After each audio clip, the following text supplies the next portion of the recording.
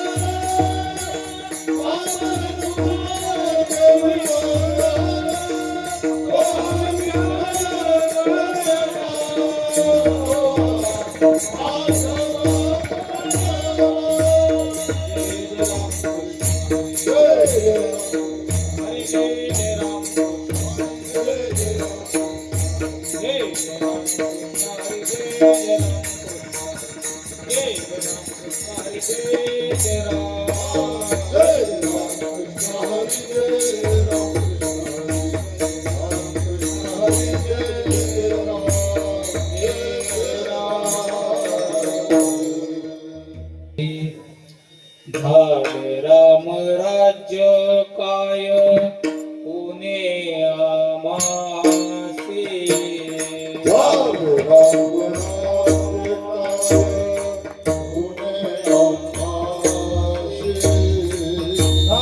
राम राज्य काय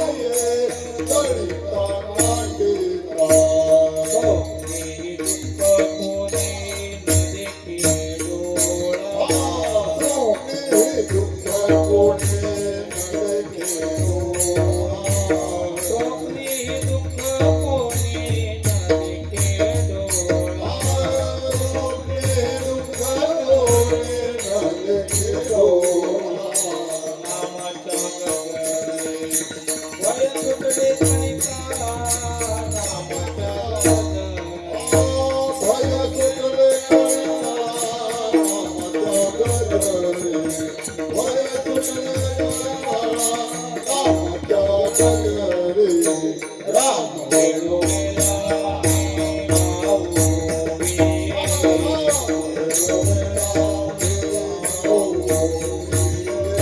राम वेळोवेळा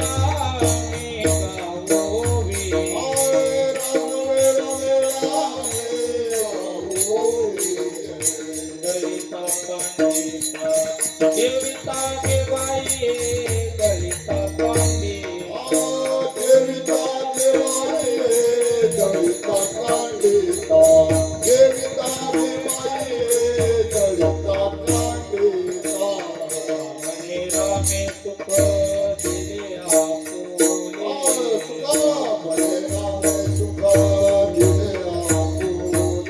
रामे रामे सुख दिले आपुले तुकामणी रामे सुख दिले तया गर्भवास येणे गाणे कुंटले तया गर्भवास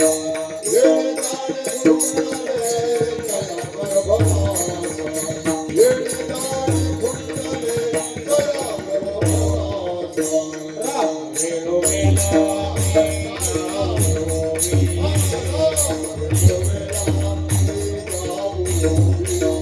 राम वेळोवेळा मी गावोवी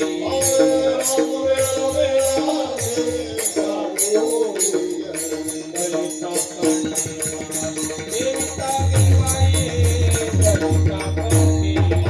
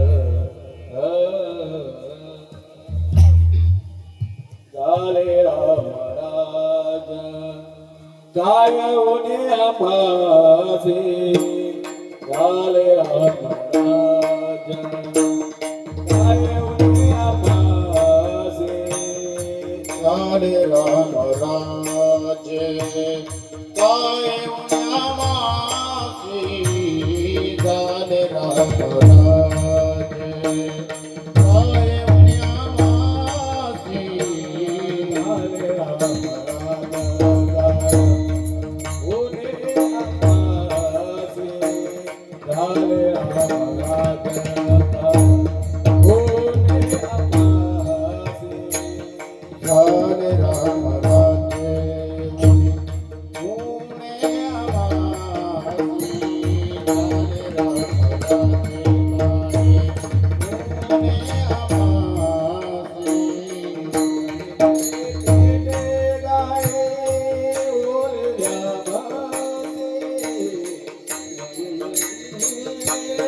Pune आमासी Holy Rama,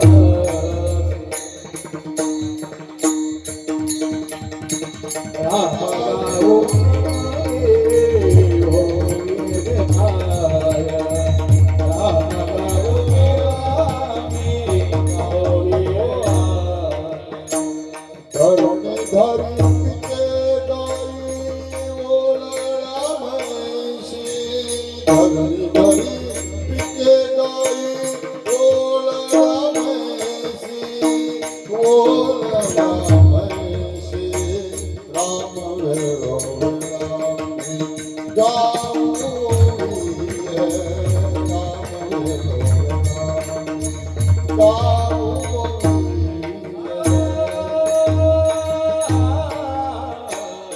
Hare Rama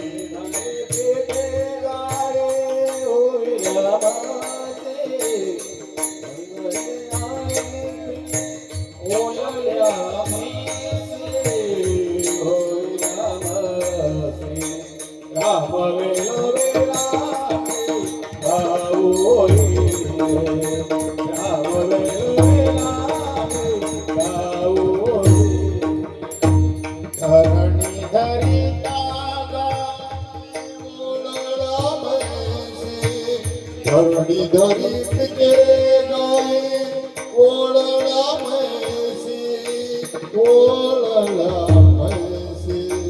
Ram वेळा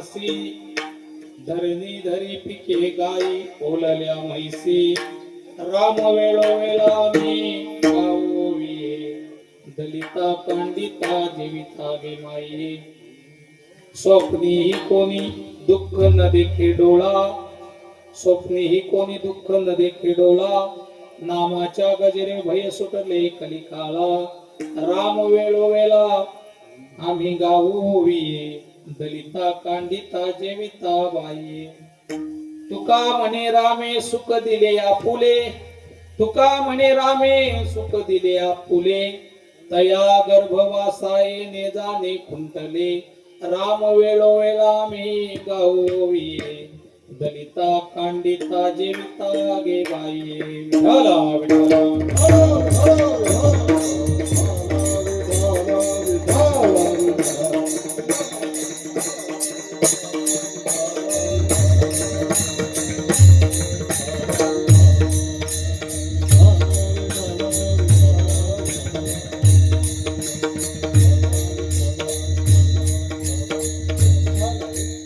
झाले रामराज्य काय उन्या मासी धरणी धरी पिके गाई ओलल्या म्हैसी राम वेळोवेळा मी गावोविये दलिता कांडिता जेविता गे बाई पांडुरंगा करू प्रथम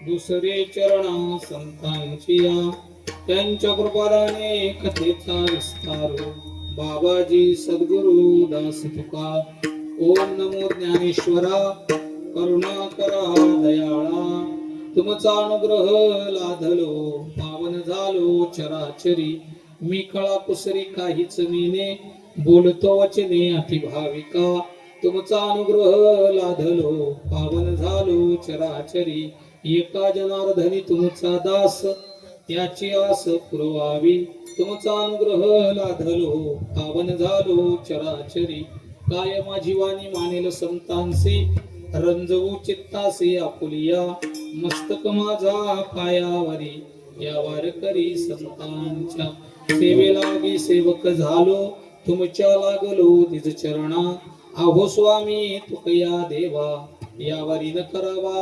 वेर वचना एका कमलापती माझी रंकाची विनंती कर जोडितो कथे काळी आपण असावे जवळी विठाला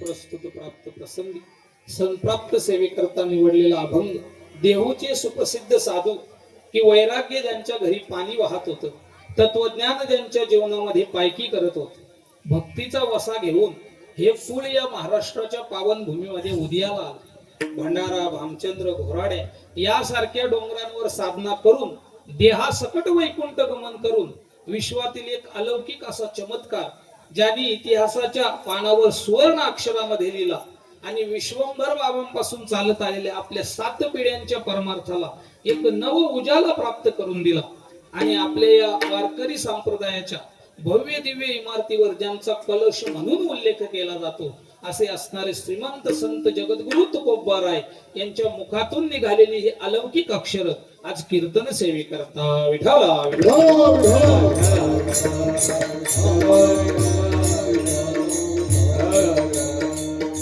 प्रस्तुत अभंगामध्ये जगद्गुरु तुकाराम महाराज हे राम राज्य आमच्या जीवनात कसं झालं आणि ते होण्याचं कारण याविषयी आजच्या अभंगात मांडतात विठाला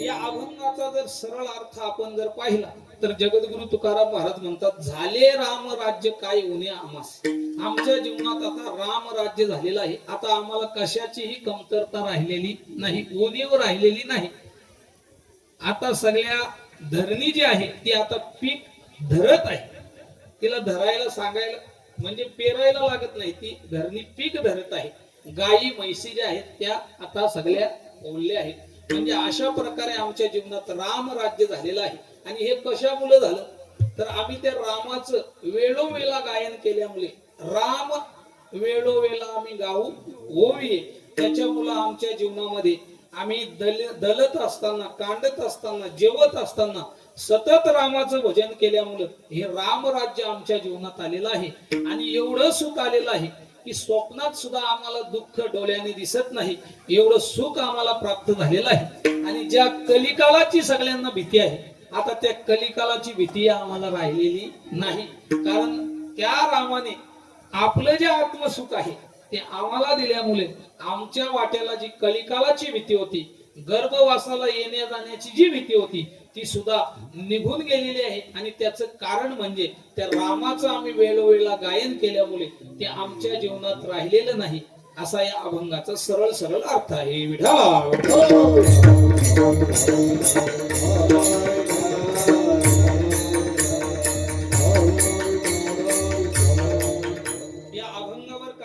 विवेचन मांडण्यापूर्वी या ठिकाणी सेवा ही कोणत्या निमित्ताने आहे हे तुम्हा सर्वांना ज्ञात असलं तरी सांगणं हे माझं आद्य कर्तव्य आहे तेव्हा आज मोजे नामकर पाटीलपाडा या ठिकाणी असलेला श्रीराम मंदिर आणि त्या मंदिरामध्ये सालाबाद प्रमाणे संपन्न होणारा श्री राम जन्मोत्सव आणि त्या निमित्ताने या ठिकाणी विविध कार्यक्रमाचं आयोजन केलेलं आहे आणि त्यामध्ये दरवर्षीप्रमाणे कीर्तनाची सेवा या ठिकाणी आयोजित केलेली आहे या ठिकाणी जवळजवळ 62 वर्ष हा कार्यक्रम चालत आलेला आहे आणि यंदाच्या 63व्या वर्षामध्ये पदार्पण करत असताना या 63व्या वर्षाची कीर्तन रूपी सेवा ही माझ्यासारख्या यत्किंचित पामराकडे सुपूर्द केलेली आहे ही सेवा गेल्या वर्षी आलेली होती परंतु माझी गेल्या वर्षी सेवा गेल्यामुळे हे भाग्य काही मला प्राप्त झालं नाही परंतु त्याने गेल्या वर्षीच मला सांगून ठेवलं की पुढच्या वर्षी तुम्हाला करावी लागेल आणि म्हणून मला तारीख आली होती पहिल्यांदा त्यांना फोन लावला म्हटलं तारीख आलेली आहे आपलं गेल्या वर्षीच तुम्ही म्हटले होतं म्हटलं फिक्स आहे म्हटलं ठीक आहे मग त्याला सांगितलं की मला जमणार नाही अशी या सगळ्या श्रीराम सेवा मंडळ नानकर यांनी ही सेवा मोठ्या आग्रहाने माझ्या वाट्याला दिली कारण नवीन कीर्तनकाराला संधी भेटली पाहिजे या उद्देशाने आणि सगळी मित्रमंडळी असल्या कारणाने त्या ठिकाणी ही सेवा माझ्या जवळ सुपूर्द केली तेव्हा प्रथमतः या संपूर्ण श्रीराम मित्र मंडळ सेवा मंडळ नानकर या सर्वांचे या ठिकाणी आभार मानतो की या ठिकाणी ही सेवा करण्याची संधी मला या ठिकाणी प्राप्त करून दिली तेव्हा त्यांचे सगळ्यांचे मी या ठिकाणी आभार मानतो आज पर्व कालाचा दिवस आहे अतिशय उत्तम असा दिवस आहे भागवत धर्मामध्ये 5 पर्व काल सांगितले आहे कोणते कोणते पर्व विशेष भागवत धर्मी नृसिंह जयंती रामनवमी वामन जयंती जन्माष्टमी उत्तमी शिवरात्री म्हणजे हे जे 5 पर्व आहेत हे भागवत धर्मामध्ये सांगितलेले आहेत आणि त्यापैकी श्री रामनवमी हा आजचा पर्व काल आहे चैत्र शुद्ध नवमी म्हणजे प्रभू रामचंद्रांचा जन्मदिवस आज या ठिकाणी संपन्न होत आहे आता दुपारी तो जन्माचा कार्यक्रम झालेला आहे कारण प्रभू रामचंद्र हे दुपारी जन्माला आले 12 वाजता आणि भगवान श्रीकृष्ण हे रात्री जन्माला आले म्हणजे दुपारी हा कार्यक्रम जन्माचा झालेला आहे आणि हे जे भगवंताचा जन्म आहे वास्तविक हा जो जन्मोत्सव आहे तो संपूर्ण भारतभर नव्हे तर संपूर्ण जगभर आज संपन्न होत आहे. याला अलीकडच्या भाषेत भगवंताचा वाढदिवस सुद्धा म्हटलेला आहे आपल्या भाषेत, आणि आज सगळीकडे साजरा होत आहे. वास्तविक पाहता तो भगवान जन्मालाही येत नाही आणि त्याला मृत्यूही आहे. त्याला जन्मही नाही आणि मृत्यूही नाही. भगवान सांगतात की मला जन्मही नाही आणि मृत्यू नाही, मी या दोन्ही विषयी वेगळा आहे. तरी सुद्धा आपण या ठिकाणी भगवंताचा जन्म उत्सव साजरा का करतो? कारण गीतेमध्ये भगवान सांगतात की माझे जन्म आणि माझे कर्म हे दिव्य आहे, आणि हे जन्म आणि कर्म जो कोणी जाणतो त्याला पुन्हा जन्माला येण्याची गरज पडत नाही. त्याने आपला देह टाकल्यानंतर तो माझ्या स्वरूपाला येऊन मिळत असतो. माऊली सांगतात माझे अजत्व जन्मने अक्रियताचे कर्म करणे, हा अविकार जो जाणे तो परममुक्त, तो चालीला न चले देहाशी देहा न कळे, तो पंचतत्वी तो मिले माझ्याची रूपा. त्याने ज्याने माझ्या जन्माचं आणि कर्माचं दिव्य स्वरूप जाणलं आहे त्याला पुन्हा जन्माला आणि मृत्यूला येण्याची गरज पडत नाही. मग मला सांगा, भगवंताचं दिव्य कर्म आणि दिव्य जन्म जर जाणणाऱ्यांना जर पुन्हा जन्माला आणि मृत्यूला येण्याची गरज पडत नसेल तर असा जो भगवान परमात्मा आहे त्याला जन्म आणि मृत्यू असेल? अजिबात नाही. विठाला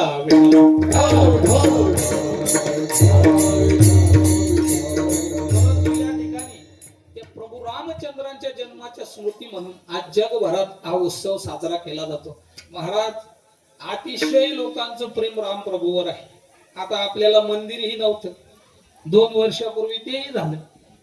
अयोध्येला मंदिर नव्हतं, 2 वर्षापूर्वी तेही भाग्य आपल्याला लाभलं.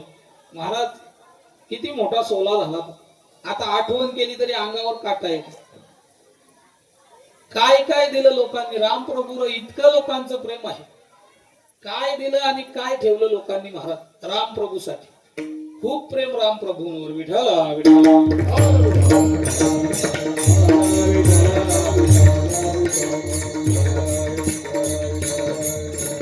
ज्या वेळेला मंदिर बांधायचं ठरलं त्यावेळेला लोकांनी काय दिलं महाराज? एकाने 3 किलोच्या पादुका दिल्या. पादुका राम प्रभू सोन्याच्या, पितलेच्या कोण म्हटलं?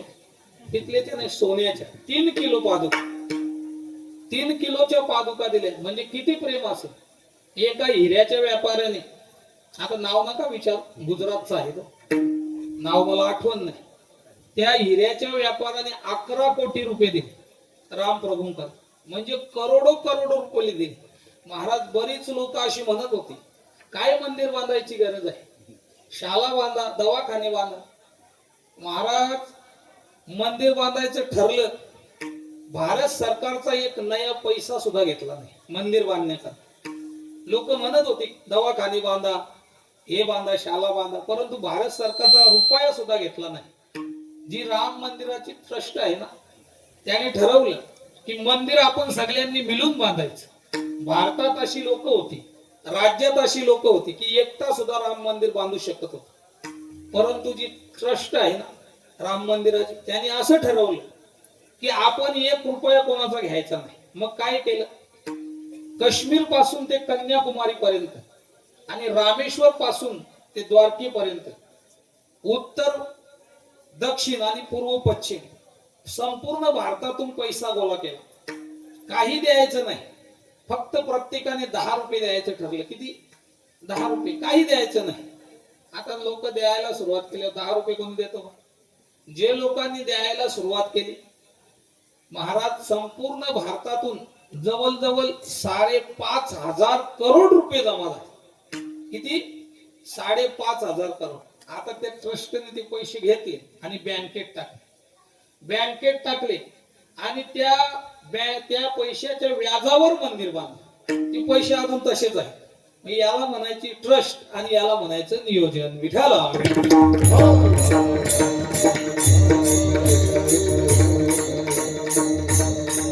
1 रुपया भारत सरकारचा घेतला नाही. लोक म्हणत होते हे बांधा, ते बांधा, मंदिर काय बांधा, परंतु भारत सरकारचा 1 रुपया सुद्धा घेतला नाही. आणि पैसा गोळा झाला तोही तसाच ठेवला. म्हणजे याला म्हणतात ट्रस्ट आणि नियोजन.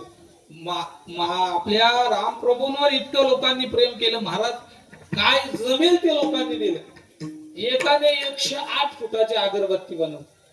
108 फुटाची, जवळजवळ 3,500 किलो वजन होतं तिचं. कितीतरी क्विंटल त्यात गावरान गाईचं शेण वापरलं, कितीतरी क्विंटल गावरान गाईचं तूप वापरलं, कितीतरी क्विंटल तीळ वापरले, काले सफेद. यज्ञामध्ये जेवढी सामुग्री लागते तेवढी सामुग्री त्या अगरबत्तीला वापरली. जवळजवळ ती बनवण्याकरता जवळजवळ 5-6 महिने लागले आणि ती बनवण्याला खर्च जवळजवळ 5-6 लाख रुपये खर्च आला. आता ती बनवली, परंतु ती आता अयोध्येत कशी न्यायची? 108 फूट. मग एक दिवशी सगळी वाहनं बंद केली आणि ती अयोध्येला घेऊन गेली. तिला बनवण्याचा खर्च 6 लाख रुपये, परंतु गुजरात मधून अयोध्येमध्ये न्यायाचा जो खर्च होता तो जवळजवळ 15 लाख रुपये. आता ती नेली. आता तेवढी मोठी अगरबत्ती ठेवायची कुठे? आता अयोध्येचं बस स्टॉप खूप मोठं आहे. मी पाहिलेलं नाही, गेलेलं नाही मी अजून, परंतु सांगतात की अयोध्येचं बस स्टॉप खूप मोठं आहे. अजून मी ट्रिपा वगैरे काढले नाही, आहे माझ्या डोक्यात. कोणी गुरु भेटला तर ते करू. त्या ठिकाणी ती ठेवली. 2 महिने चालत होती. संपूर्ण पंचक्रोशीत तिचा सुगंध. म्हणजे इतकं प्रभू रामचंद्रांवर प्रेम. एकाने 2100 टनाची घंटा दिली. 2100 टनाची घंटा, 18 किलोमीटर पर्यंत तिचा नाद. म्हणजे इतकं राम प्रभूनं. एकाने 400 किलो वजनाचं कुलूप दिलं. आता एवढं मोठं कुलूप कुठं लावायचं? चोर काय कशाला जाईल? मरायला चोरी काय? आणि जर गेला तर त्याच्या नातवा सकट तिथं पुण्यतिथी होईल. पण जर त्याला कुलूप ते उघडणार नाही. म्हणजे एवढं प्रेम राम प्रभूनं. काय पाहिजे ते दिलं. आज राम प्रभूंना जाऊन जवळजवळ 11 लाख वर्ष होऊन गेले. किती? 11 लाख वर्ष. महाराज राम प्रभूने संपूर्ण नगरी वैकुंठाला घेऊन गेले. प्रमाण आहे तुकाराम महाराजांचं. नगरी नेली वैकुंठास, निज सुखासी पावला. म्हणजे संपूर्ण नगरी घेऊन वैकुंठाला गेले. किती?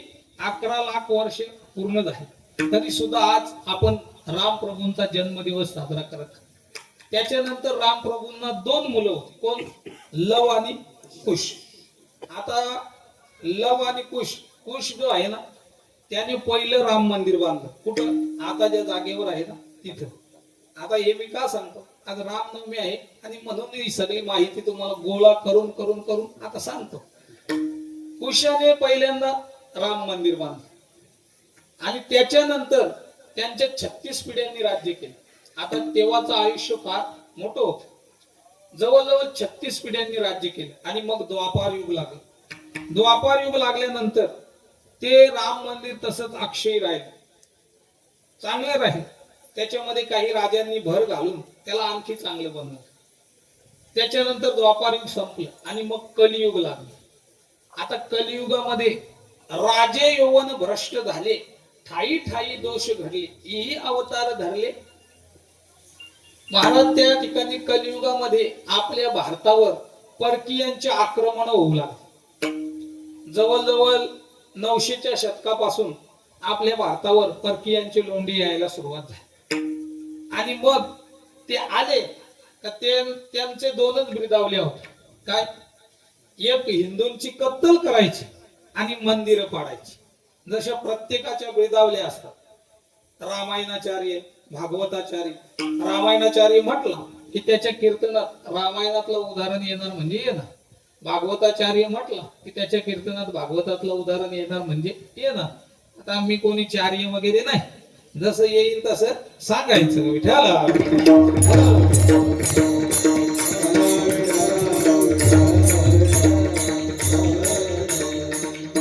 त्यांचे 2च बिरदावली होती. एक हिंदूंची कत्तल करायची आणि दुसरी मंदिरं पाडायची. मग त्यांनी मंदिर पाडलं की आपले राजे येऊन पुन्हा मंदिर बांधायचे, पुन्हा ते येऊन पाडायचे. त्या राम मंदिराकरता कलियुगामध्ये तुमच्या माहिती करता सांगतो, त्या राम मंदिराकरता कलियुगामध्ये 76 वेळा लढा झालेला आहे. किती? 76 वेळा. महाराज कितीतरी ते राजे येऊन त्यांनी मंदिरं पाडली आणि आपल्या राजांनी ती पुन्हा बांधली. त्या राम मंदिरासाठी भारतातील प्रत्येक माणूस लढला. म्हणजे भारताचे राजे लढले, भारतातील साधू लढले, अजून जो हिंदू सामान्य समाज आहे तो सुद्धा राम मंदिराकरता त्या काळामध्ये लढला. राजे कसे लढले? त्या ठिकाणी लोंढे आले की पहिल्यांदा राजे आडवे व्हायचे. ते सांगायचे राम प्रभू आमचा श्वास प्रश्वास आहे, पहिल्यांदा आमच्या बरोबर युद्ध करा आणि नंतर आमच्या मंदिराला हात लावा. राजे आडवे व्हायचे. महाराज जवळजवळ 5 लाख हिंदू त्या ठिकाणी मारले गेले. किती? अशी त्या शरयू नदीच्या काठावर हिंदूंच्या प्रेतांची रास पडलेली असायची. ते म्हणायचे आम्ही नदीच्या काठावर मरू परंतु आमच्या मंदिराला धक्का लागू देणार नाही. कितीतरी वेळा आक्रमण झाले. महाराज राजे लढले, साधू लढले. त्यानंतर 1400च्या शतकामध्ये बाबर आला. आता हा बाबर जो होता ना तो अतिशय धर्मवेडा शासक होता, धर्मवेडा शासक. त्याने मंदिरं नुसती पाडली नाही, तो म्हणायचा आपल्या पूर्वजांनी मंदिरं पाडली, त्या लोकांनी पुन्हा बांधली, आता मंदिरं पाडायची नाही. मंदिर पाडलं का तिथं मशीद बांधायची. म्हणजे झाड उपटायचं नाही, कलम करायचं, असं त्यांनी केलं. मंदिर पाडलं का तिथं मशीद बांधायची. म्हणजे हिंदू मुस्लिम जो वाद आहे तो कायम राहिला पाहिजे असं त्याचं. आणि मग तो मंदिर पाडायचा, आपले राजे पुन्हा बांधायचे. त्या ठिकाणी त्यांनी मशीद बांधली. पुन्हा काही वर्षामध्ये पुन्हा मराठ्यांचं राज्य आलं, पेशवे आले. मग पेशव्यांनी ते मंदिर बांधायला घेतलं तेव्हा तिथले स्थानिक लोक जी होते ती म्हटली आता मंदिर बांधू नका, जसं आहे तसं राहू दे. तुम्ही पुन्हा मंदिर बांधाल पुन्हा आमच्या जीवावर बेतेल म्हटले, पुन्हा आमचा प्राणघात होण्याची शक्यता आहे, त्यापेक्षा जसं आहे तसं राहू दे. त्यांनी बांधू दिलं नाही. मग ते तसंच राहील. त्यांनी बांधू दिलं नाही, म्हटलं पुन्हा आमच्यावर. आणि मग त्यासाठी ते एकदा बाबरने वीर बाकी नावाचा एक सरदार पाठवला मंदिर पाडण्याकरता. त्यावेळेला श्यामानंद सरस्वती म्हणून संन्यासी होते. त्यांनी हिंदू सैन्य जमा केलं आणि तो त्यांच्या सोबत लढाई केली, परंतु ते धारातीर्थी पडले. मंदिर तुटलं, तिथं मशीद झाली. मग त्याच्यानंतर इंग्रज आले. आता इंग्रज हे हिंदू विरोधी होते. इंग्रजांनी हिंदूंच्या बाजूने कधीच न्याय दिला नाही, कधीच इंग्रजांनी हिंदूंच्या बाजूने न्याय दिला नाही. ते हिंदू विरोधी होते. पहा, ज्या वेळेला आपला भारत स्वतंत्र झाला 1947 साली, त्यावेळेला भारत स्वतंत्र झाला म्हणजे इंग्रजांनी शिवाजी महाराजांच्या अंकित असलेली जी पेशवाई होती ना ती संपूर्ण संपवली. परंतु तिकडे नगर मराठवाडा भागामध्ये जी निजामशाही होती ना ती इंग्रजांनी संपवली नाही. कारण ते मिळून राहिले. कारण इंग्रजांना माहित होते निजाम हे बाहेरून आलेले आहे आणि इंग्रज हेही बाहेरून. आपण जर मिळून राहिलो तर हा इथला हिंदू समाज आपल्याला पायाखाली घालता येईल, अन्यथा नाही. आणि म्हणून त्यांनी पेशवाई संपवली परंतु ती निजामशाही संपवली नाही. एका इतिहासकाराला विचारलं, म्हटलं इंग्रजांनी निजामशाही का संपवली नाही? म्हटलं निजाम बाहेरून आले, इंग्रज बाहेरून आले आणि हे पावणे गोडला राहिले की गावातल्याचा काटा काढतात, म्हणून त्यांनी निजामशाही संपवली नाही. भारत स्वतंत्र झाला 1947 परंतु मराठवाडा स्वतंत्र झाला नव्हता. सरदार वल्लभभाई पटेल 1951 मराठवाडा स्वतंत्र मुक्ती संग्राम उभा केला आणि तेव्हा मराठवाडा स्वतंत्र झाला. म्हणजे इंग्रजांनी आपल्या बाजूने कधीच न्याय दिला. मग 1947 साली असे काही शासक आले की त्यांनी आपल्या मंदिराला न्याय दिला नाही. त्या काळात जे पंतप्रधान होते त्यांनी तिथल्या एका अधिकाऱ्याला एक पत्र लिहिलं. तुम्ही वाचा, गुगलवर तुम्हाला युट्यूबवर सगळं भेटेल की तिथल्या अधिकाऱ्याला पत्र लिहिलं होतं की 1947 साली ही राम मूर्ती इथं प्रकट झालीच कशी, ती मूर्ती बाजूला ठेवा आणि तिथं हिंदूंना जाऊ देऊ नका, तिथं दुसऱ्या समाजाच्या लोकांना जाऊ, असं त्या पत्रात त्याने लिहून पाठवलं. आणि मग तिथून आपला न्यायालयीन खटला सुरू झाला. पहा, मग राजे लढले, साधू लढले. आता साधू कशी लढले? आपल्याला राम मंदिर नाही, मग आपण राम विसरू द्यायचा नाही. मग प्रत्येक प्रांतामध्ये असे साधू झाले की त्यांनी रामायणावर पुस्तकं छापायला सुरुवात केली. महाराष्ट्रात नाथ महाराजांनी रामायण लिहिलं, नाथ रामायण. खडा माहिती लिहिली, 40,000 ओव्या लिहिल्या रामायणाच्या. खडा माहिती. गुजरातला साधू झाले, त्यांनी लिहिलं. आणि मग सगळे रामायणाचार्य कीर्तनकार जागे झाले आणि मग रामायणावर पुस्तकं वगैरे छापायला सुरुवात झाली. म्हणजे राम मंदिर आपल्याला नाही, परंतु लोकांना राम विसरू द्यायचा नाही. मग रामनवमीचे सप्ते, कार्यक्रम, जन्मोत्सव हे सगळे सुरुवात झाले. गुढीपाडव्याचे सप्ते. कारण राम लोकांना विसरू, याला सुप्त लाट म्हणतात. राम मंदिर जरी आपल्याला नसलं तरी आपण लोकांना राम विसरू द्यायचा नाही. मग न्यायालयीन खटला सुरुवात झाला. न्यायालयीन खटला सुरुवात झाल्यानंतर त्या ठिकाणी लोक, म्हणजे सगळीच सामान्य जनता ही सुद्धा राम मंदिरासाठी त्यांनी बलिदान केलेलं आहे. ज्या वेळेला 2014ला थोडं रिझल्ट आपल्या बाजूने सौम्य लागायला सुरुवात झाली, पुन्हा ते सरकार गेलं आणि पुन्हा दुसरं सरकार आलं. मग पुन्हा 2019ला आपल्या बाजूने निकाल लागला आणि जवळजवळ 67 एकर राम मंदिराकरता आपल्याला मिळालं. त्या काळात म्हणजे 2019ला न्याय भेटला आपल्याला आणि 67 एकर जमीन आपल्या मंदिराकरता त्या ठिकाणी दिली. 5 न्यायाधीश होते. इतका मोठा न्याय दिला त्यांनी. ते म्हटले की इथं राम जन्माला आले नाही हे सिद्ध होत नाही. म्हणजे ही लोक जी आहेत ना, ही चाकोरीत राहून बोलतात. त्याच्या अगोदर 1992ला काय झालं हे तुम्हाला माहित आहे. 1992 साली कार रॅली करण्याकरता मुंबईतून काही सेवक गेले आणि गेल्यानंतर मग तिथं भाषण सुरुवात झाली. आता भाषण सुरुवात झाली, कोणी काही हात लावत नव्हतं, पण प्रज्ञा सिंग ठाकूर का कोणी होते, त्यांचं भाषण जेव्हा सुरुवात झालं तेव्हा त्यांनी माईकवर बोलत असताना असं सांगितलं की जाताना कोणी तसं जायचं नाही.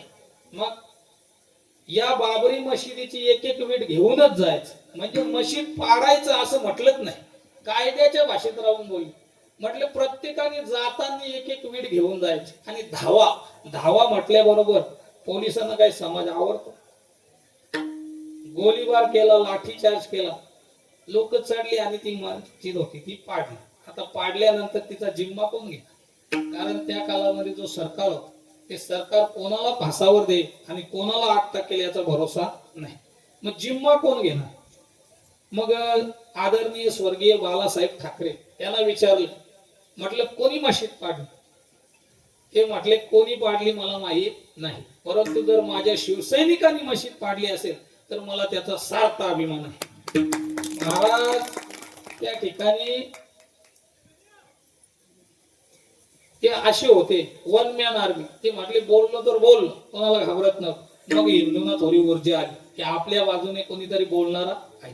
आणि मग तो न्यायालयीन खटला आणि 2019ला आपल्याला न्याय भेटला आणि 67 एकर आपल्याला जमीन प्राप्त झाली. त्या ठिकाणी न्याय देत असताना त्यांनी जे न्यायालयीन जे जज आहेत 5 जण होते, ते बोलत असताना असे म्हणजे चाकोरीच्या भाषेत बोलतात. ते म्हणतात की इथं मशीद पूर्वापर आहे हे सिद्ध झालं नाही आणि इथं रामाचा जन्म झालेला नाही हे बी सिद्ध होत नाही, असं त्यांनी निर्णय निकाल तो दिला. म्हणजे बोलत असताना चाकोरीच्या भाषेत बोलतात. म्हणजे पोपट मेलाय हे सांगायचं आहे, मग तो पाणी पित नाही, अरे मेलाय म्हणणं नाही, तो बोलत नाही, अरे मेलाय म्हण. राजाचा नियम होता, कोणी जर पोपट मेला म्हटला तर त्याचं मुंडकं उडवायचं. आधी पोपट मेला, कामगारांना विचारलं पोपट, म्हटलं तो बोलत नाही, अरे मेला म्हणा. नाही मेला नाही, तो काही खात नाही, अरे मेला म्हणा. म्हटलं ते तुम्ही म्हणा, आम्ही म्हणणार नाही. तसा तो न्याय भेटला आपल्याला. 67 एकर आपल्या जमीन मिळाली आणि त्या जमिनीवर आपलं राम मंदिर या ठिकाणी उभं राहिलं. म्हणजे राम प्रभूंवर इतकं प्रेम लोकांचं की राम प्रभूंसाठी कितीतरी लोकांनी आपल्या प्राणाची आहुती दिली आणि आता हे सुख आपल्याला पाहायला मिळालं ते त्यांच्या मुलं विठाला.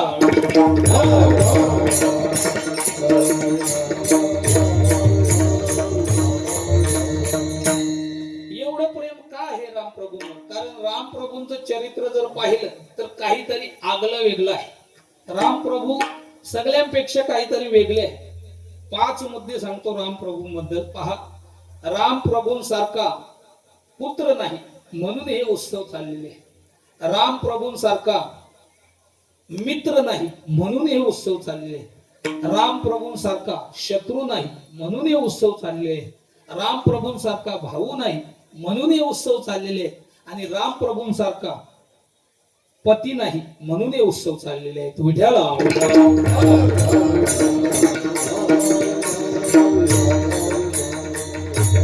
राम प्रभूंसारखा पुत्र नाही. पहा, तुम्हा आम्हाला ही पोरं झाली आणि राजा दशरथाला ही पोरं झाली, परंतु आपली पोरं बापाला वनवासाला पाठवते. परंतु बापाच्या शब्दा खातीर वनवासाला जाणारा एकच पोरगा म्हणजे प्रभू रामचंद्र. विठ्ठला विठ्ठला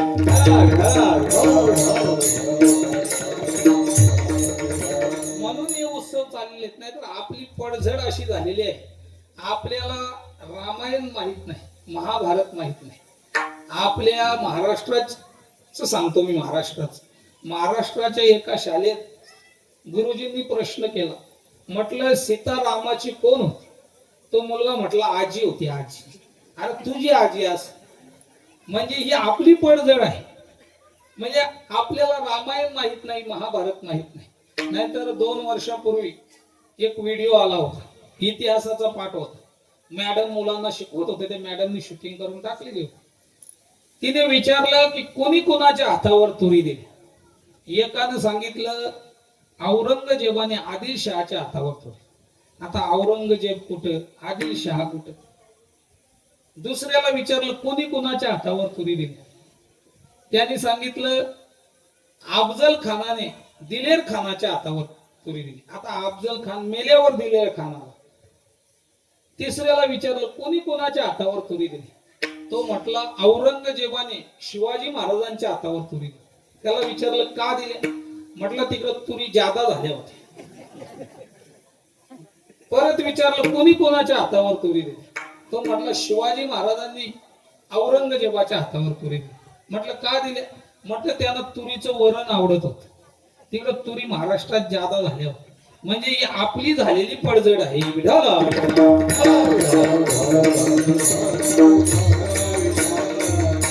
रामासारखा पुत्र नाही, बापाच्या शब्दा खातर वनवासाला जाणारा एकच पोरगा म्हणजे प्रभू रामचंद्र. म्हणून हे उत्सव चाललेले आहे. रामासारखा मित्र नाही.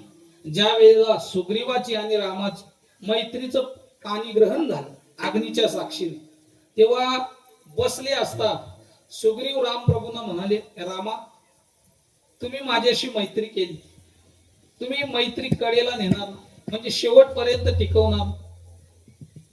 तेव्हा राम प्रभू म्हटले, सुग्रीवा असं का म्हणतोस? म्हटले हे पहा, मी तुमच्याशी मैत्री केली का? कारण माझी पत्नी जी आहे ती वालीने घेतलेली आहे आणि तिला सोडवण्याकरता मी तुमच्याशी मैत्री केली. आणि तुम्ही माझ्याशी मैत्री केली कारण तुमच्या पत्नीला रावण घेऊन गेलेला आहे आणि त्यांची सुटका करण्याकरता वानर सैन्याने तुम्हाला मदत करावी म्हणून तुम्ही आमच्याशी मैत्री केली. म्हणजे आपल्या दोघांचं समान दुःख आहे आणि म्हणून आपण मित्र झालेलो. परंतु तुम्ही ही मैत्री शेवटपर्यंत टिकवणार, ही कडेला नेणार. राम प्रभू म्हटले असं का विचार? म्हटले हे पहा, माझा जो भाऊ आहे वाली, तो इतका प्रतापी आहे, त्याने रावणाला आपल्या गबलेत घालून 7 समुद्र पोहून आला होता आणि घरी आणला आणि अंगदाच्या पालण्यावर रावणाला उलटा टांगला. तो अंगद त्या रावणाबरोबर खेळायचा. तो म्हणायचा हे 10 तोंडाचं बावला आमच्या पप्पांनी कुठून आणलंय आणि त्याच्या दाढ्या मिशावा. म्हणजे एवढा प्रतापी माझा भाऊ वाली आहे. त्याने जर रावणाला मिसकॉल जरी दिला ना तरी आता सीताबाईला घेऊन येईल. तेव्हा राम प्रभू म्हटले हे बघ, ज्याच्याशी मैत्री केली त्याच्याशीच कडेला लावायची. ज्याच्या नावानं मंगळसूत्र घातलं त्याच्याच नावाने उखाणा घ्यायचा. कोणी म्हणेल गावचा पाटील खूप मोठा आहे त्याच्या नावाने घेतो, तसं नाही. ज्याच्या नावाने मंगळसूत्र घातलं त्याच्याच नावाने घ्यायचं. जसं ज्याच्याशी मैत्री केली त्याच्याशी शेवटपर्यंत राहणार, कडेला नेणार. म्हणून रामासारखा मित्र नाही. विठाला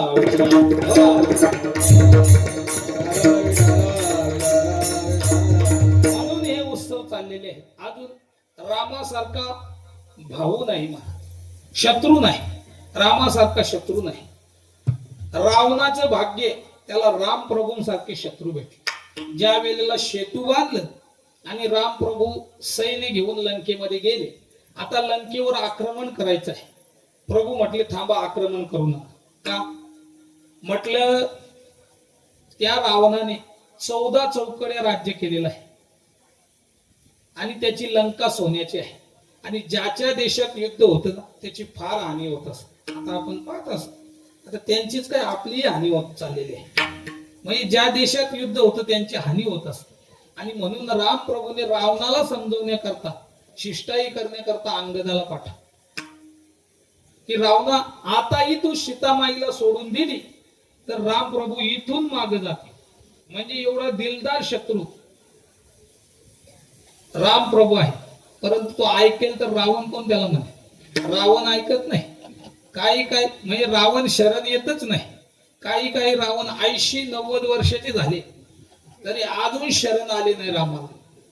म्हणजे रावण ऐकत नाही, मग त्याला रावण कोण नाही. शेवटी युद्ध झालं आणि रामबाण त्याला लागला, धारातीर्थी पडला. धारातीर्थी पडल्यानंतर राम प्रभू लक्ष्मणाला म्हटले, लक्ष्मणा जा म्हटलं रावणाकडे. म्हटलं का?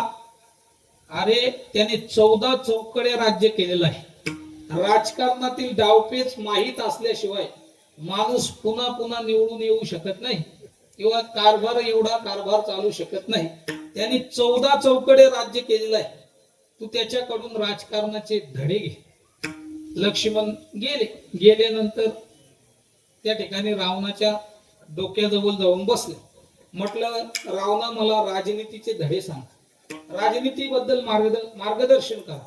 रावणाने लक्ष्मणाला पाहिले आणि रावण काहीही बोलला नाही. लक्ष्मण उठले आणि पुन्हा रावणाजवळ आले. म्हटलं रावण काही बोलत नाही. तेव्हा राम प्रभूने विचारलं कुठं बसला होता? म्हटलं डोक्याजवळ. राम प्रभू म्हटले ज्याच्याकडून काही शिकायचं आहे त्याच्या पायाजवळ बसायचं असतं, डोक्याजवळ बसायचं. मग राम प्रभूने लक्ष्मणाला घेतलं आणि दोघे गेले. आणि मग राम प्रभूने सांगितलं रावणा तुझ्यासारखा राजनैतिक पुन्हा होणे नाही, म्हणून काहीतरी राजनीतीचं मार्गदर्शन तू लक्ष्मणाला कर. असं सांगितल्याबरोबर लक्ष्मण पायाजवळ जाऊन बसला. आणि हे रावणाने पाहिल्यानंतर त्याच्या मुखातून राजनीतीचे अध्याय प्रसवायला सुरुवात झाली. पहा महाराज, रामासारखा शत्रू नाही. विठाला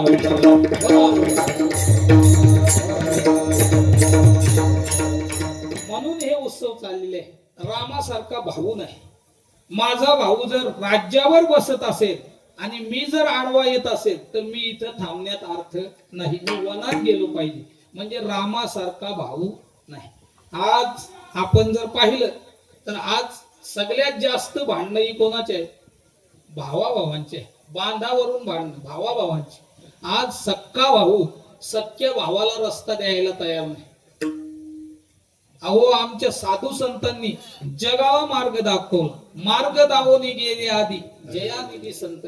या अभंगावर आपण चाल लावून म्हणतो आणि सख्या भावाचा रस्ता अडवतो. आज सक्का भाऊ सख्या भावाला रस्ता द्यायला तयार नाही.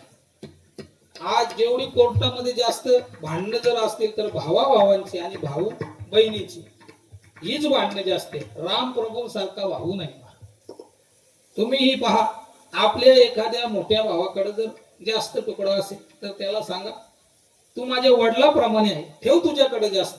लहान भावाकडे जर एखादा जास्त तुकडा असेल तर त्याला सांगा तू माझ्या मुलाप्रमाणे आहे, ठेव माझ्याकडे तुझ्याकडे. तसं नाही महाराज कोर्टामध्ये. म्हणून सांगतो, आता जर इथं कोणी बसलेले असतील भाऊ भावामध्ये जर वाद असेल, कोर्टात जर त्यांचं काही असेल तर उद्या कोर्टात जा आणि मिटवून ये. असं जर केलं नाही ना पुढच्या रामनवमी पर्यंत तुम्ही राहत नाही.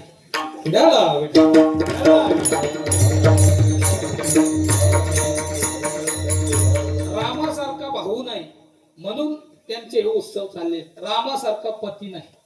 महाराज शूर्पणखा स्वतःहून चालत आली होती की माझा स्वीकार करा.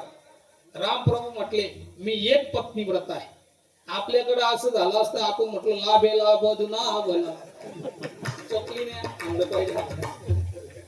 त्या ठिकाणी चालून आली, परंतु काय म्हटले मी एक पत्नी व्रत आहे. म्हणजे रामासारखा पती नाही आणि म्हणून हे सगळे उत्सव चाललेले आहेत. विठाला विठाला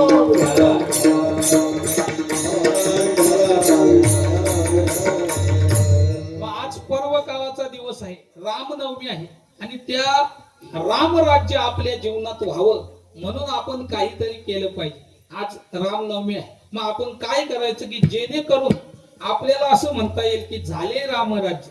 तर पहा, आपल्या प्रत्येकाकडे काही ना काही दुर्गुण आहे, कोणता ना कोणता दुर्गुण आहे, प्रत्येकाकडे आहे.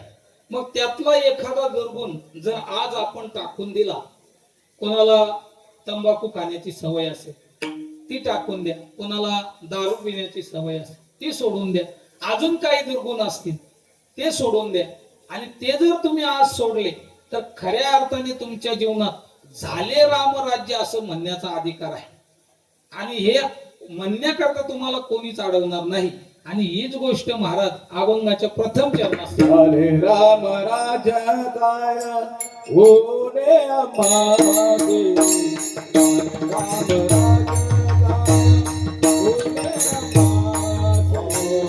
झाले राम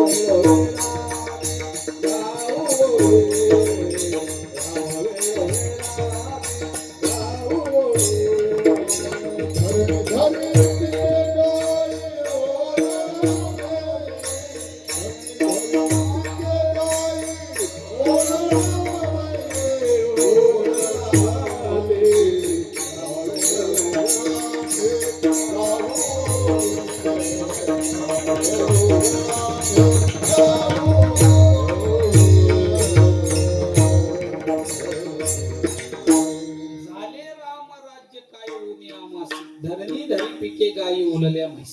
आता रामराज्य झाले याच हे आपल्याला कसं कळून येईल? काय ऊन आमास, आपल्या जीवनात काहीही ऊन नसतं त्याला म्हणायचं रामराज्य. आता यामध्ये दोन प्रकारचे राज्य आहे, एक रामराज्य आणि दुसरं आहे कामराज्य.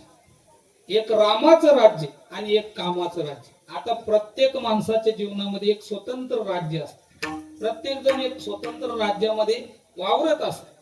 त्यामध्ये दोन राज्य, एक रामराज्य आणि एक कामराज्य.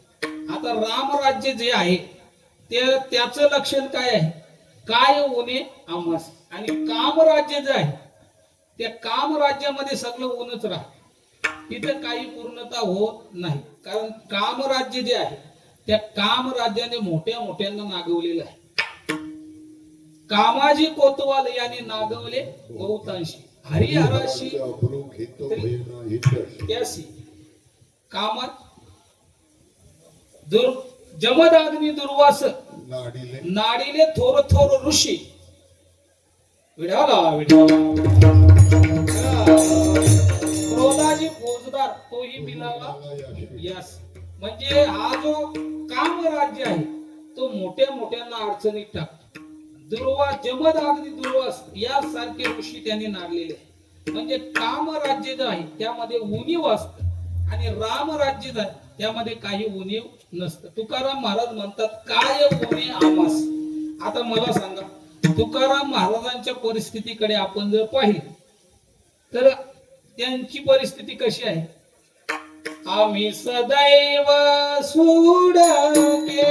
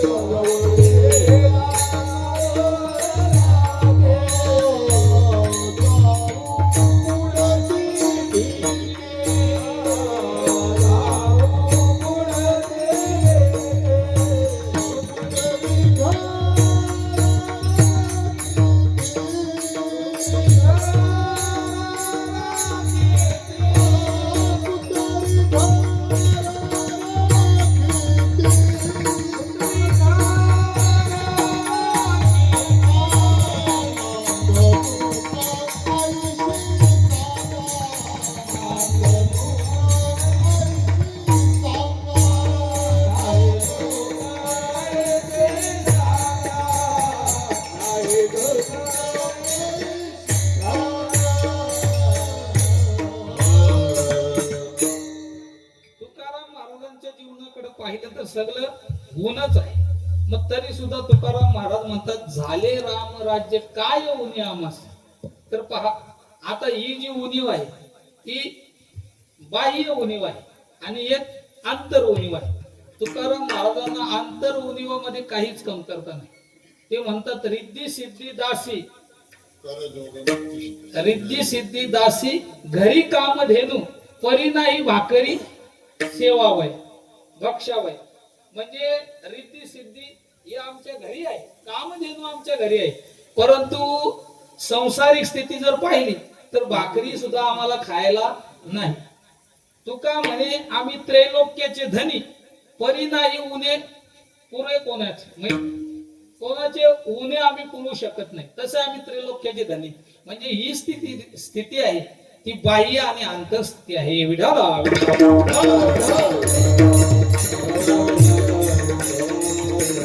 झाले रामराज्य याच्यामध्ये म्हणजे साधू संत जे आहेत ते सतत संतुष्ट राहतात. संतुष्ट हा सततम योगी यथात्म दृढ निश्चय. त्यांच्या आनंदाकरता कुठल्याही उपचाराची गरज पडत नाही.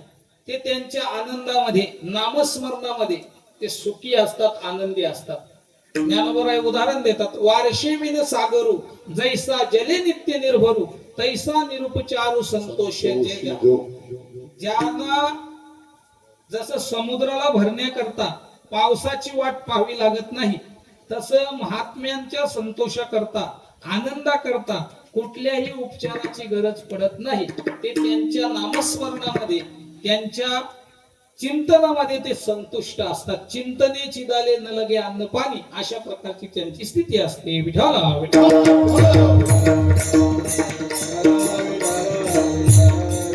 म्हणून त्यांच्याकडे कितीही कमी असलं तरी ते कोणाला नाही म्हणत नाही. पहा त्या धनाजी चाटेचा चरित्र आलेला आहे. त्या धनाजी चाटेच्या घरी एकदा साधू संत वारकरी आले आणि वारकरी आल्यानंतर त्यांनी सांगितलं चला आमच्याकडे जेवायला. आता घरात काही नव्हतं, पेरणीचे दिवस होते आणि पेरणीचं जे धान्य होतं ते पेरायला घेऊन चालले होते.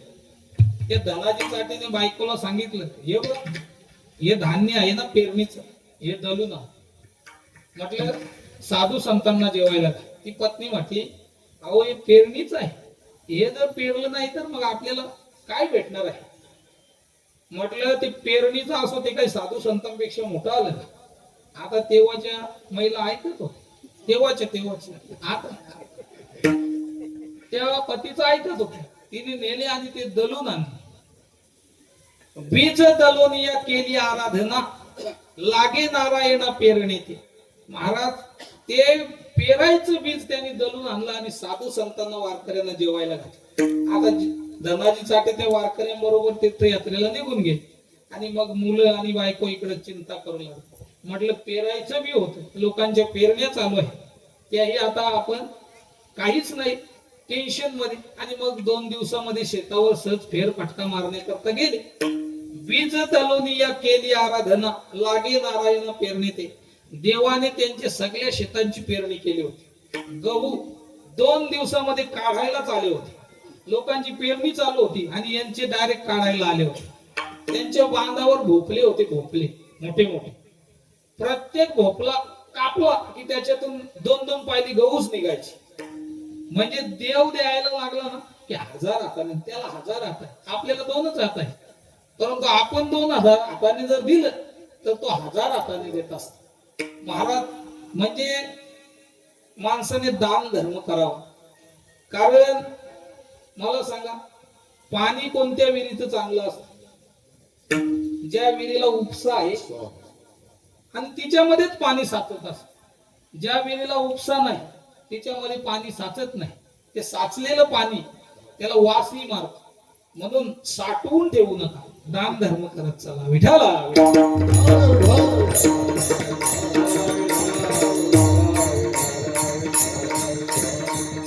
म्हणून साधू संत सांगतात झाले रामराज्य.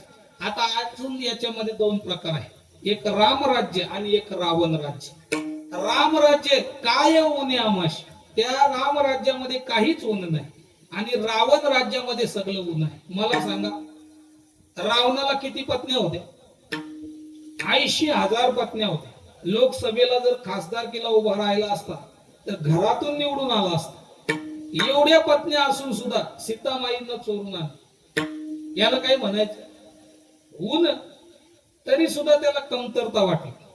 त्याला रावण म्हणे. ज्याला आपल्या जीवनामध्ये जे मिळालेलं आहे त्याच्यामध्ये कमतरता वाटते ते रावण राज्यातले, आणि जे मिळालेलं आहे त्याच्यामध्ये समाधान आहे ते राम राज्याचे. आता तुम्ही ठरवा आपण कोणत्या राज्यात आहे. विठाला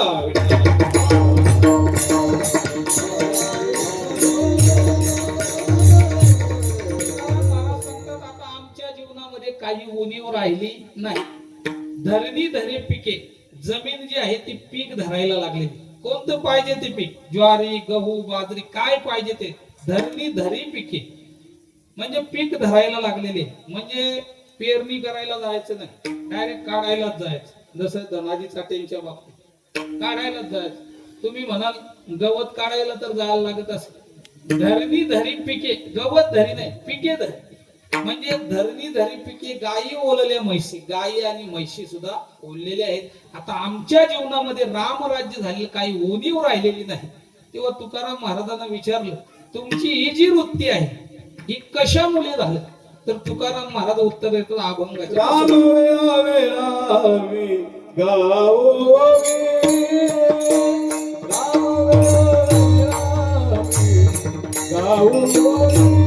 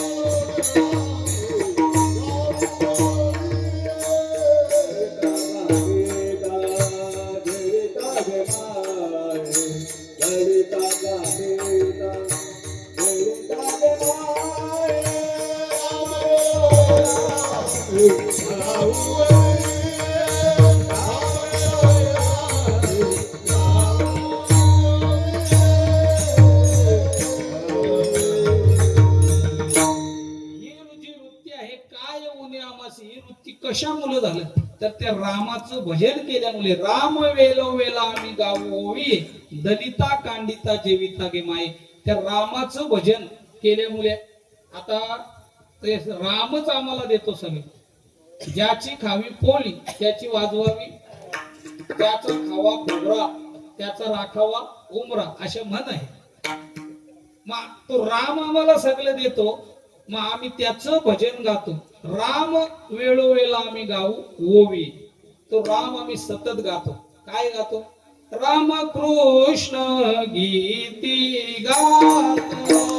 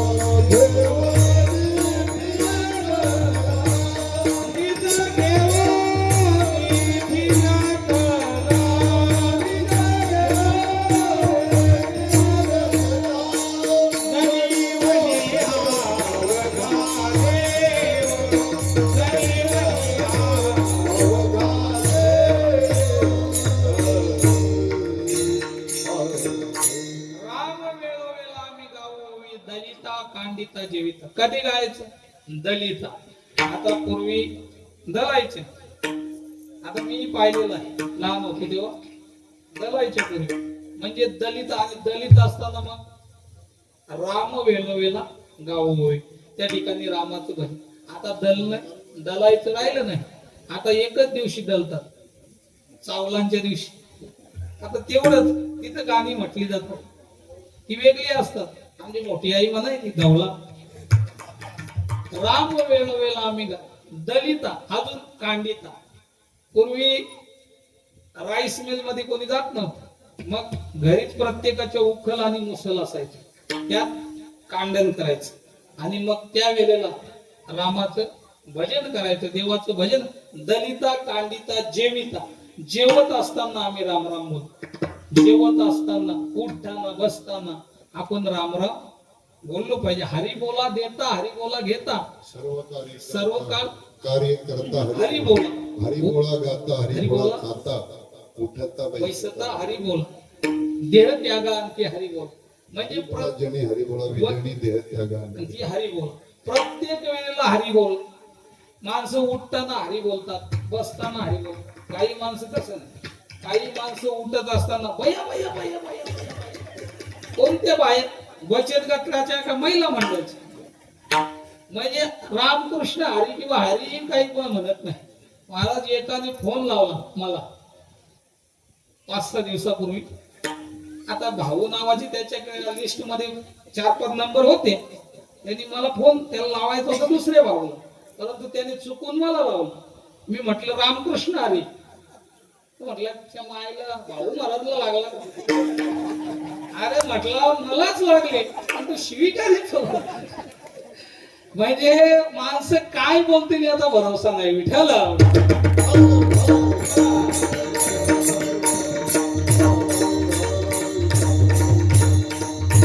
राम वेळोवेळा आम्ही गाऊ होई दलिता कांडिता जेविता हे बाई.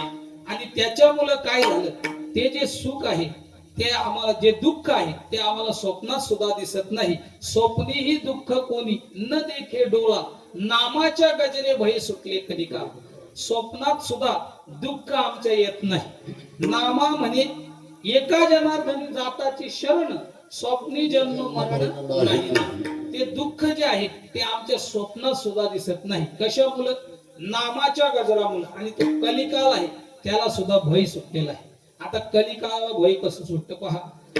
भक्त लीला अमृत ग्रंथामध्ये श्रीधर पंथ यांचं चरित्र आलेलं आहे. श्रीधर पंथ हे रामाचे उपासक होते आणि एकदा त्यांच्या पत्नी आणि ती वनातून चालले होते. आता पत्नीच्या अंगावर दागिने वगैरे होते आणि ती दोघं चालली असताना 4 चोरांनी त्यांना पाहिले.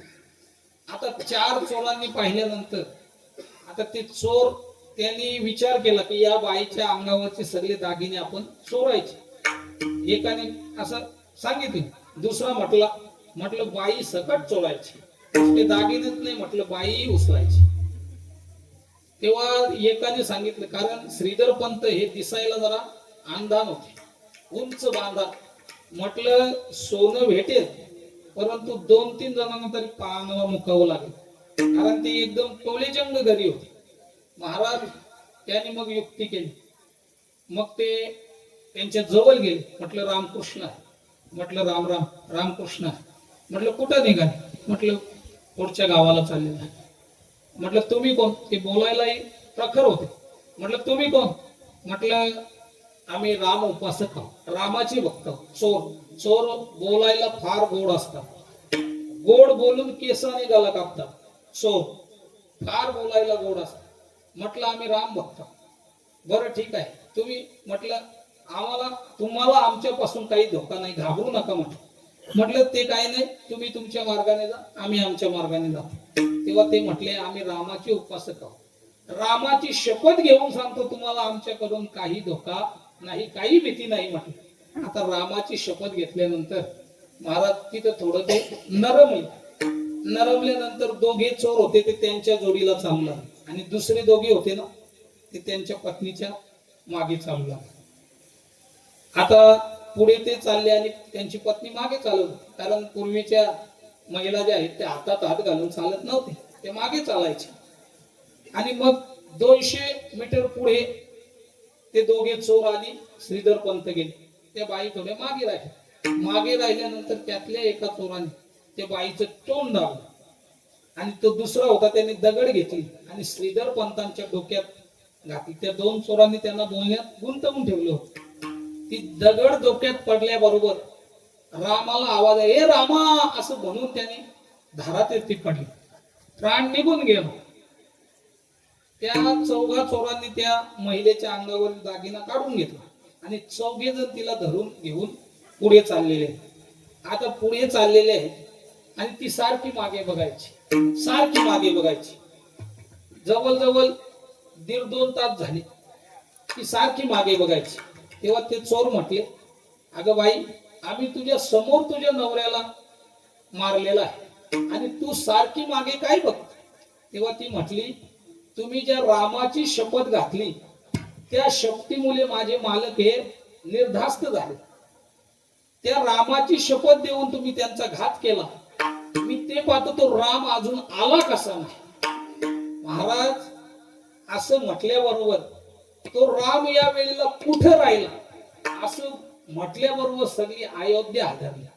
राम प्रभू एकटे प्रकट झाले नाही, राम लक्ष्मण भरत शत्रुघ्न चौघेही आले. चौघे येऊन त्या एका बाणामध्ये 4 चोरांना त्यांनी मारून टाकले. त्या महिलेला घेतले आणि त्या प्रेताजवळ, कलिकाला भय कसं सुट, त्या प्रेताजवळ आले आणि प्रेताजवळ आल्यानंतर राम संजीवनी मंत्र वापरला आणि त्यांना जिवंत केले. आणि मग पुढे राम लक्ष्मण आणि मागे भरत शत्रुघ्न आणि मध्ये ही दोघं त्यांना पुढच्या गावापर्यंत येऊन सोड. म्हणजे कलिकाल जरी आलं तरी नामाच्या गजरे भय सुटले कलिकाला. विठाला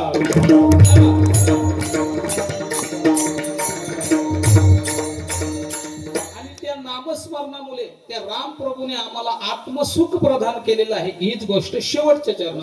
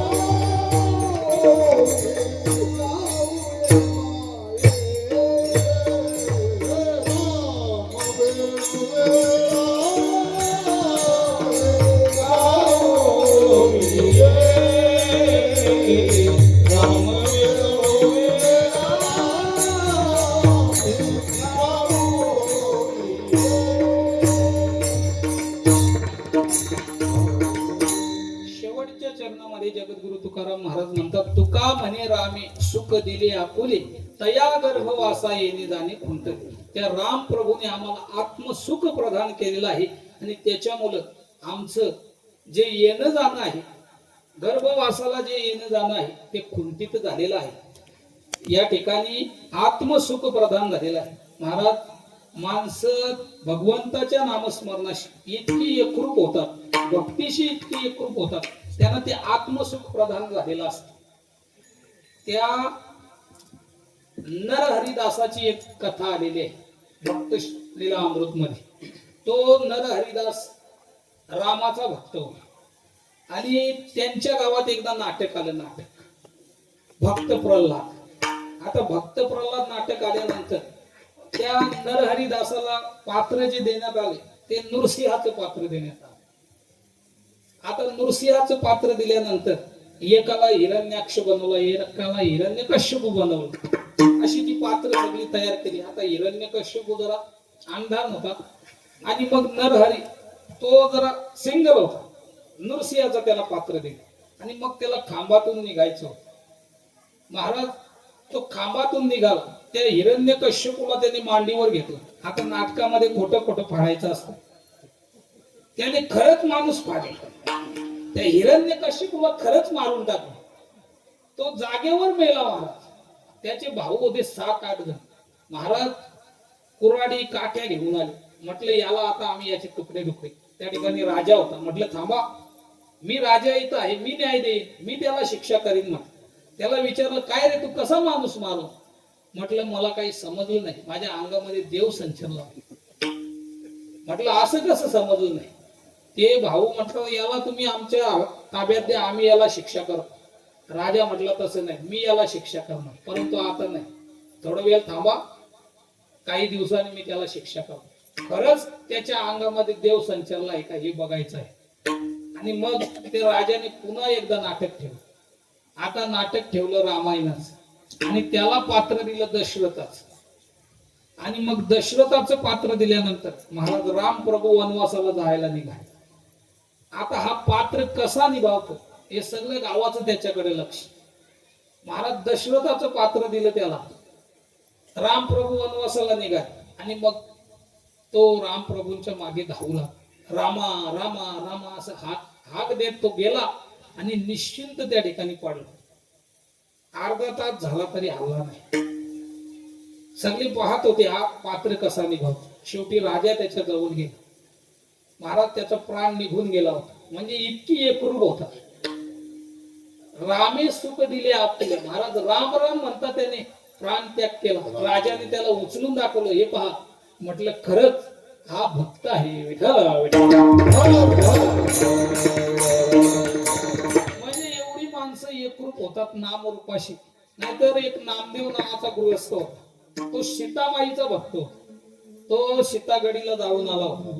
त्यांच्या गावात नाटक आलं रामायणाचं. सीतामाईचा भक्त होता. आणि मग त्या नाटकामध्ये रावणाने सीतामाईला चोरून चालवली होती. आता हा तिथं बसलेला होता. इतकी एकरूप होतात माणसं. हा तिथून उठला. म्हटलं तेव्हा मी नव्हतो म्हणून आता माझ्या समोर डोळ्यासमोर म्हटलं सीतामाईला घेऊन चाललेला आहे. चढला स्टेजवर.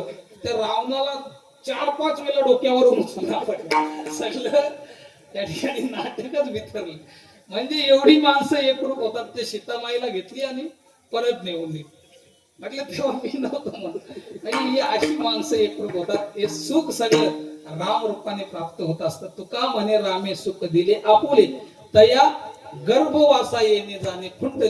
त्यामुळे आमचं येणं जाणं खुंटलेलं आहे. त्याचं कारण म्हणजे राम वेलो वेला आम्ही गाऊ ओवी, दलिता कांडिता जेविता गे बाय. आता तोच राम आपण सगळ्यांनी गायचं आहे. सगळ्यांनी एका तालात भजन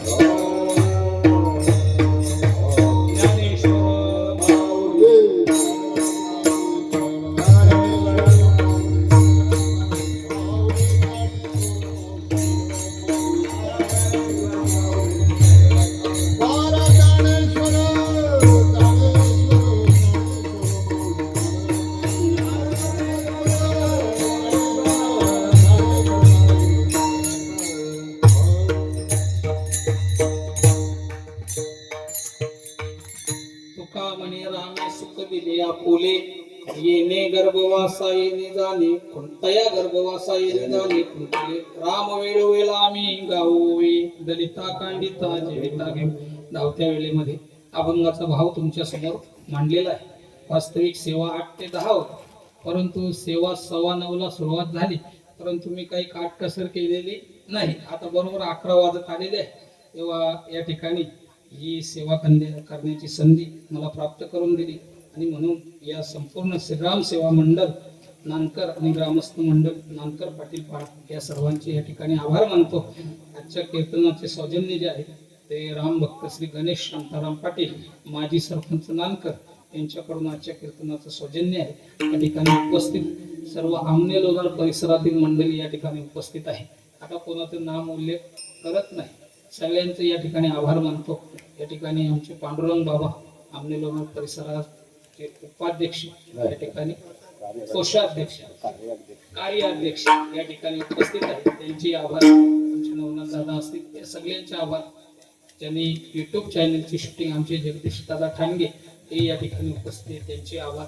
संपूर्ण महिला मंडळाचे, संपूर्ण पुरुष वर्गाचे, संपूर्ण टाळकरी विणेकरी बाबा सगळ्यांचे आभार मानतो. आणि झालेली सेवा प्रभू रामचंद्रांच्या चरणावर समर्पित करण्यापूर्वी बोलण्याच्या ओघात जर काही चुका झाल्या असतील तर उदार अंतकरणे क्षमा करा.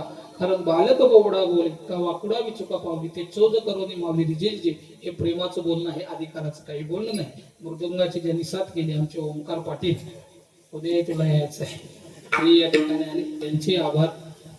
तसेच स्पीकरची व्यवस्था आमचे राजू दादा तिस्कर असतील, आमचे नानकरचे जालिंदर दादा तेही या ठिकाणी, आमचे पंढरी महाराज त्या ठिकाणी, सगळ्यांचे या ठिकाणी आभार मानतो. आणि झालेली सेवा भगवंताच्या चरणावर समर्पित कर. सेवेला पूर्ण विराम. जाता जाता एकच करा, तुका म्हणे जपा मंत्र त्रिअक्षरी सोपा. जय विठ्ठल.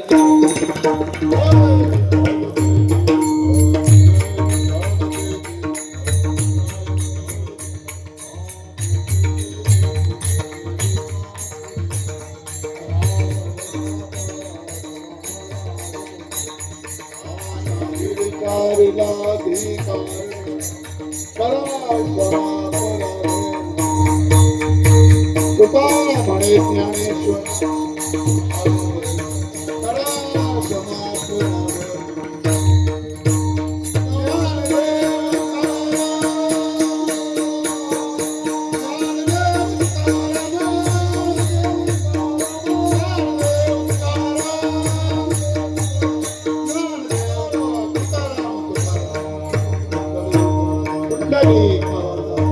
श्री ज्ञानदेव तुका पंढरीनाथ महाराज की, श्री संत जगद्गुरु तुकाराम महाराज. जय श्रीराम, जय जय श्रीराम. आपल्याला विनंती करतो की पुढची आपली ठरलेली आहे, पुढे तारीख आता कुठली दुसरी घ्यायची नाही. आणखी महत्वाची गोष्टी ह्याच्या पाडलेले त्यापैकी 3 लोक आज इथे हयात आहेत. 93ला झाला तो साधू संतांवर फार मोठा अत्याचार झाला आणि 92ला ज्यावेळी गेलो, 94ला ज्यावेळी गेलो, ते असे ठरवूनच गेलो. तुम्ही म्हणतो तो आदेश का तिथे पाडाच झाले, प्रत्येकाने एक एक सनई आणली होती आम्ही नाटकरच्या वेळेला.